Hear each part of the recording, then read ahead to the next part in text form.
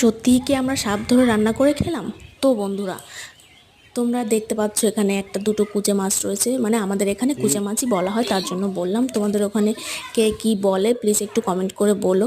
তারপরে আর কি আমি একটু ধরার চেষ্টা করলাম। সত্যি কথা বলতে একটু ভয় ভয় লাগছিল।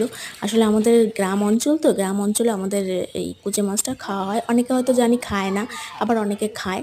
তো আমরা মোটামুটি খাই, সবসময় খাই না, মাঝে মাঝে খাই। তারপর দেখো তোমাদের দাদাভাই যুদ্ধ শুরু করে দিল, মানে কাটা শুরু করলো। তোমাদের দাদাভাইয়ের কাটা কমপ্লিট হয়ে গেলো, এবার আমি নেমে পড়লাম রান্না করার কাজে। আমি ধুয়ে টুয়ে নিয়ে সমস্ত মশলা গুছিয়ে নিয়েছি, যা যা লাগবে মাংস রান্না করতে, যে যে মশলা লাগে সমস্ত মশলাই আমি এখানে নিয়ে নিয়েছি। তো সেগুলো আর তোমাদের বললাম না। সমস্ত মশলা দিয়ে আমি মাছটাকে মাখিয়ে নিয়েছি, মাখিয়ে নিয়ে আমি রান্না শুরু করে দিলাম।